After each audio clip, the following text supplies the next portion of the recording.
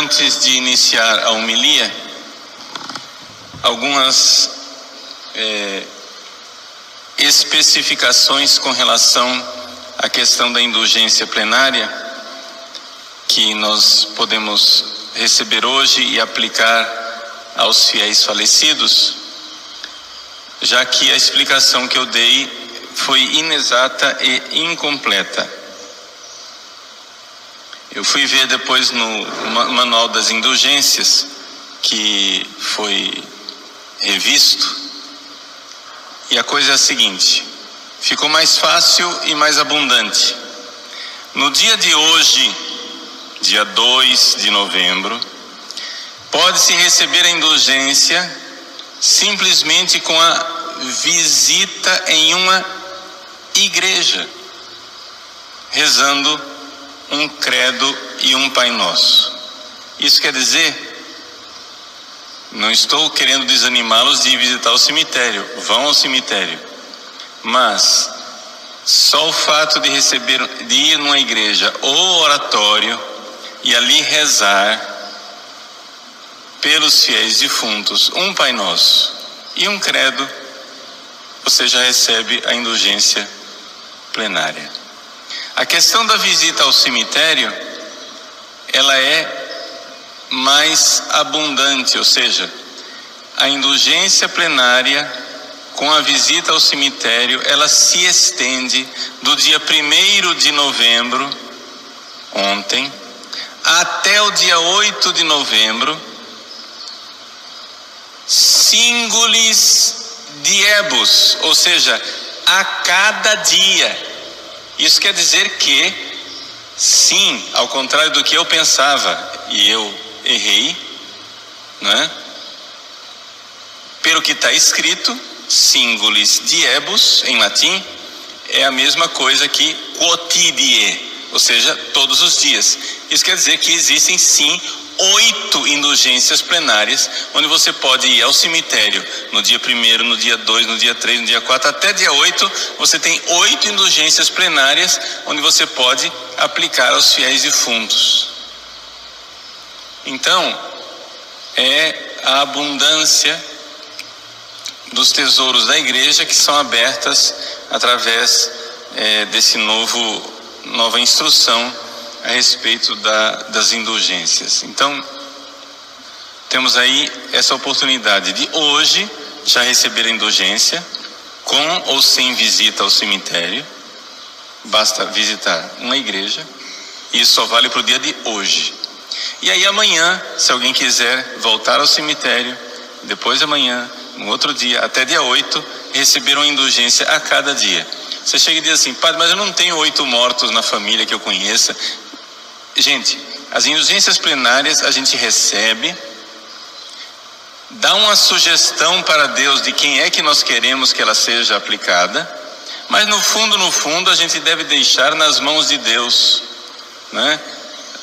Quem é consagrado a Nossa Senhora entrega nas mãos de Nossa Senhora com uma sugestão, a indulgência é dela. Por quê? Porque no fundo é Nossa Senhora e Deus que sabe onde está cada uma dessas almas. Então nada vai ficar perdido, Deus irá aproveitar para alguém que esteja necessitando. Então, se você receber 8 indulgências, não é? É evidente que isso é muito melhor para as almas, e é uma caridade imensa. Rezar pelas almas do purgatório e receber indulgência é uma caridade imensa.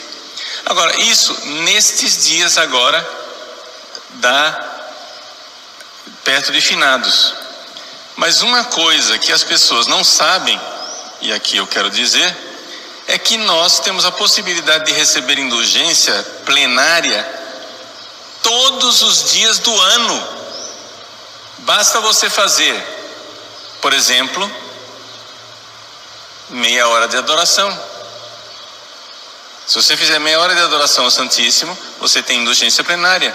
Ou então rezar o terço, 5 mistérios em família, junto com a sua família, não sozinho, em família, em casa. Você tem indulgência plenária todos os dias se você rezar o terço em família. Agora, é evidente que todas essas indulgências plenárias que eu estou falando aqui, não é? São também plenárias nas condições usuais. Quer dizer o seguinte: você tem que comungar. Então, por exemplo, você vai agora receber indulgência plenária nesses 8 dias que pode ir ao cemitério. Então você, se são 8 indulgências plenárias, você tem que fazer 8 comunhões. Está entendendo? Então você tem que comungar, rezar pelo Papa a cada vez, comungar a cada vez, e a confissão, aí não. Uma confissão serve para várias indulgências plenárias.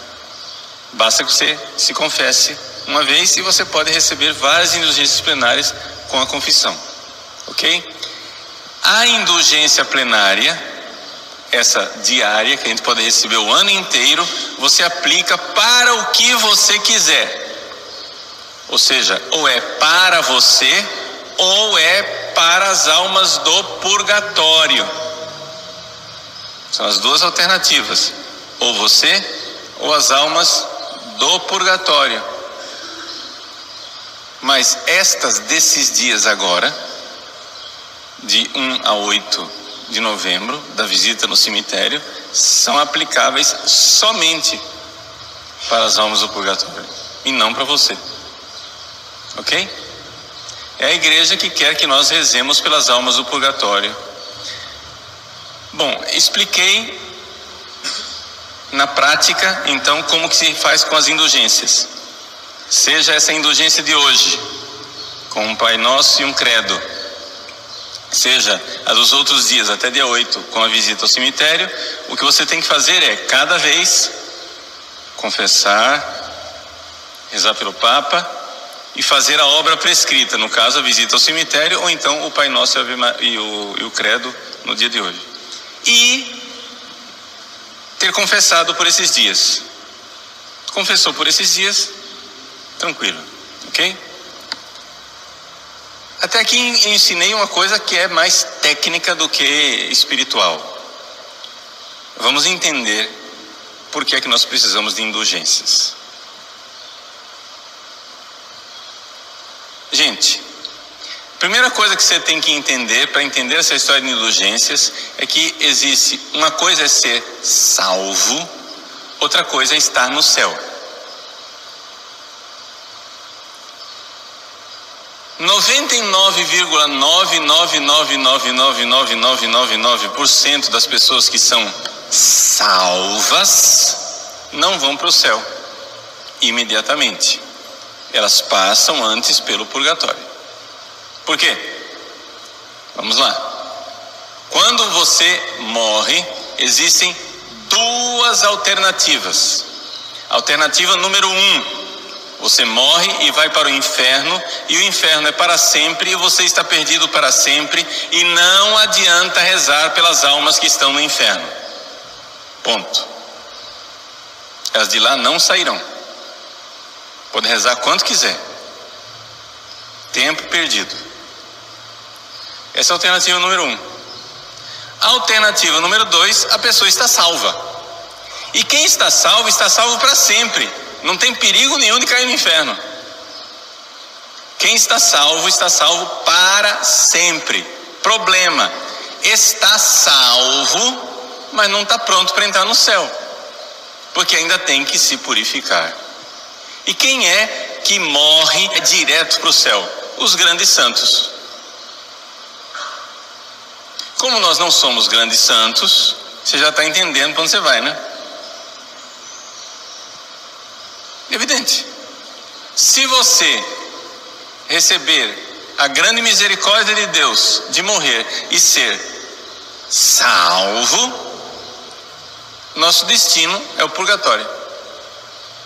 A não ser que você receba uma indulgência plenária. Por quê? A pessoa que recebe a indulgência plenária, ela então se livra do purgatório. Padre, mas o purgatório é tão ruim assim?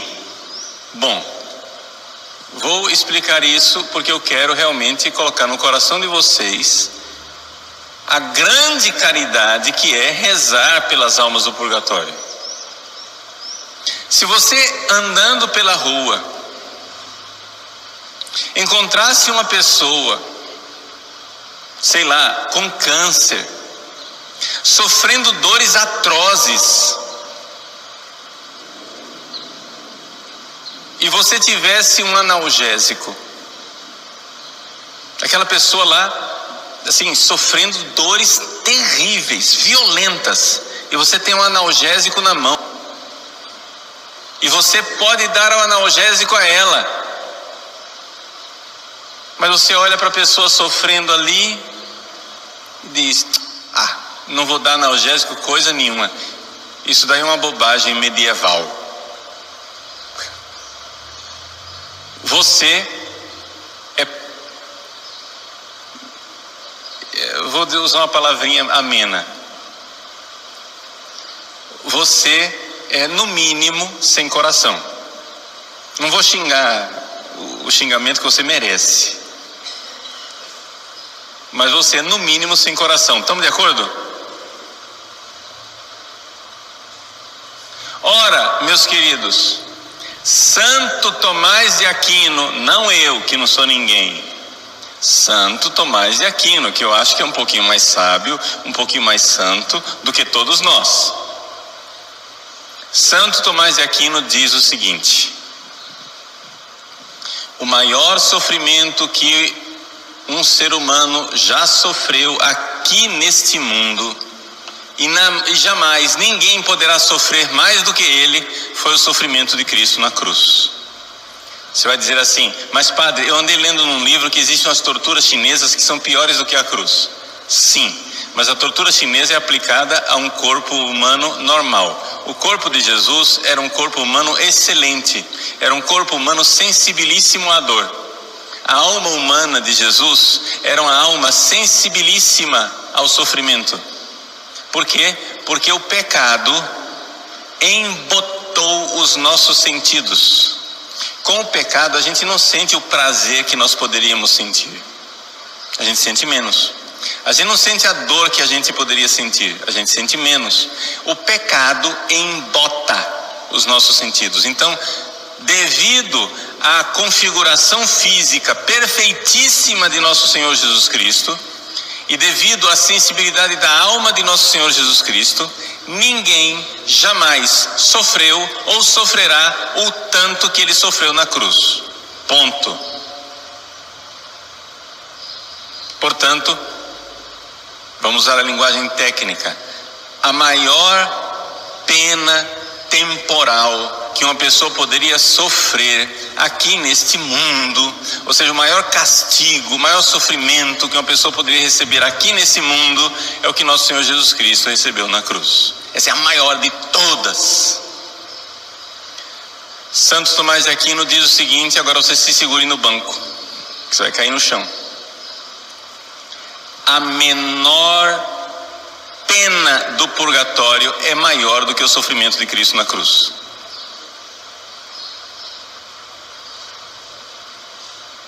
O mínimo que você vai sofrer no purgatório é mais do que o que Cristo sofreu na cruz.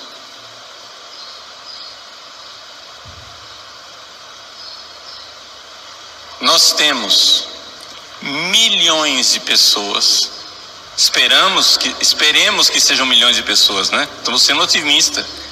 Se Deus quiser, são milhões de pessoas. Temos milhões e milhões de pessoas que foram salvas e ainda não estão no céu.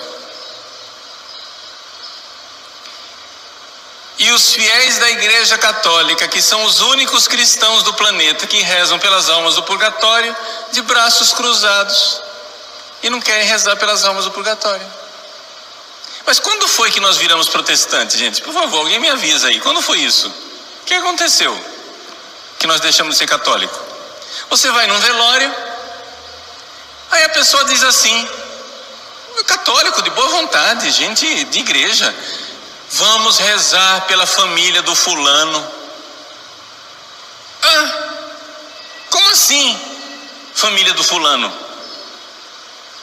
O sujeito lá ardendo no purgatório, sofrendo,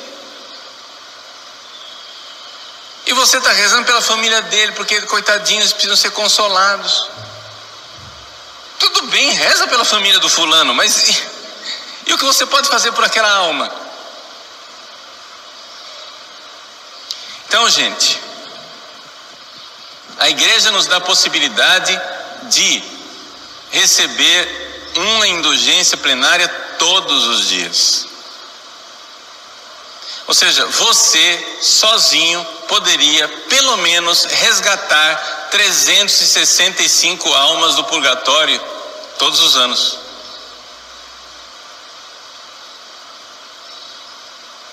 Mas nós temos mais o que fazer da vida, né? Você tem um analgésico na mão, a pessoa está sofrendo uma pena atroz,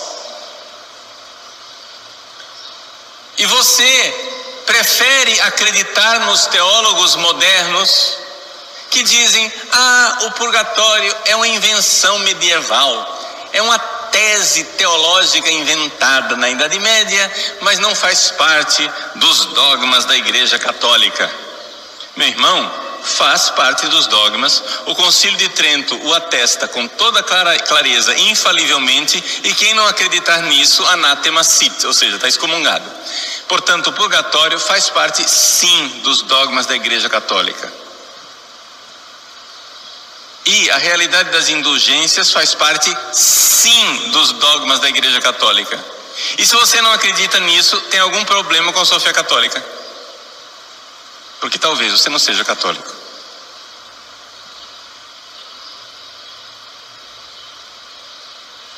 Então, vamos, se você ficou chocado e você está vendo que, puxa vida, eu não tinha fé católica, muito bem, bem-vindo à Igreja Católica de volta, vá se confessar pela sua incredulidade, volte à fé católica, ponha na sua listinha de confissão, né, o pecado da incredulidade, de ficar escolhendo no que é que você vai crer, ao invés de crer na doutrina da igreja de 2000 anos. A igreja faz 2000 anos reza pelos mortos, gente. Como que você me explica, por exemplo,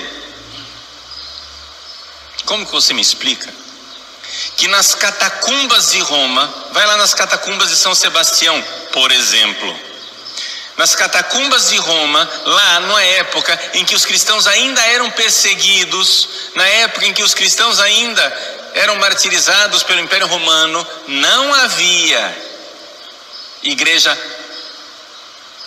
oficial, porque os protestantes dizem isso, né?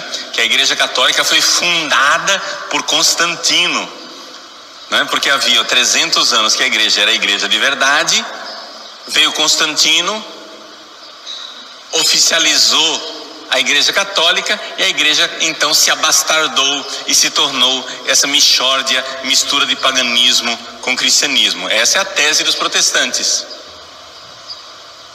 Muito bem, então, senhor protestante, por favor, me explique esse fenômeno. Como é possível que nas catacumbas, ainda na época em que os cristãos eram perseguidos, existe lá em grafite orações pelos mortos e orações dos mortos por nós? Oração pelos mortos, está lá nas inscrições dos túmulos, o nome lá, fulano de tal, rezem por ele. Vocês conhecem algum protestante que reza por morto? Então isso quer dizer que aquelas pessoas que são martirizadas ali e que foram sepultadas 300 anos antes de Constantino e estão nas catacumbas, aquelas pessoas não tinham a mesma fé dos protestantes, tinham a mesma fé que nós temos, católicos.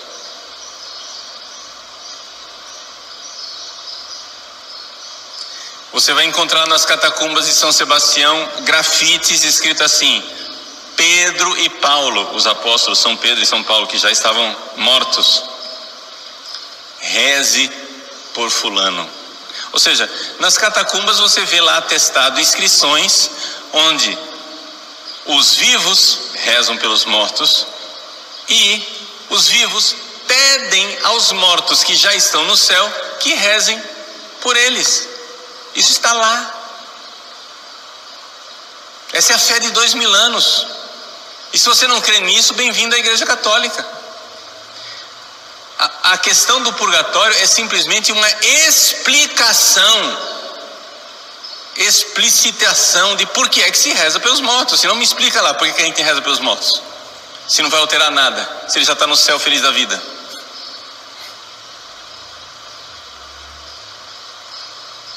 Então, bem-vindos à fé de 2000 anos. Vamos voltar, por favor, a rezar pelos mortos e a receber indulgências plenárias, se possível, todos os dias. Se você não tem 365 mortos na sua lista, não tem problema. Você entrega na mão de Nossa Senhora, ela sabe quem está precisando.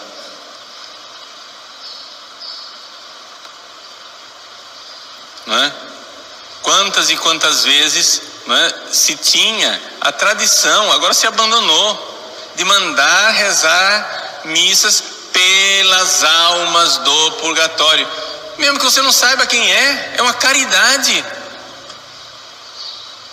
Nossa Senhora ensinou em Fátima: ó meu Jesus, perdoai-nos, livrai-nos do fogo do inferno, levai as almas todas para o céu. Quais? As que estão no purgatório. E socorrei principalmente as que mais precisarem, ou seja, aquelas almas do purgatório que estão sofrendo mais do que todas as outras por causa daquelas penas que são mais terríveis do que todas as outras.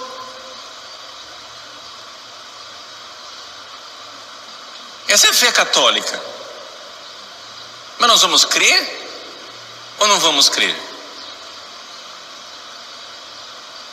Então, gente, vamos voltar à prática de pedir a Deus pelas almas das pessoas falecidas. Pedir e pedir insistentemente, pedir e pedir generosamente e pedir todos os dias. O manual de indulgências tem lá várias possibilidades. Não pegue esse negócio e aplique somente a você, porque você quer se livrar do purgatório. O conselho que eu lhe dou é que se consagre a Nossa Senhora, entregue tudo na mão dela, que Nossa Senhora ama você mais do que você se ama. Ela vai cuidar de você. Deixe ela administrar as suas indulgências.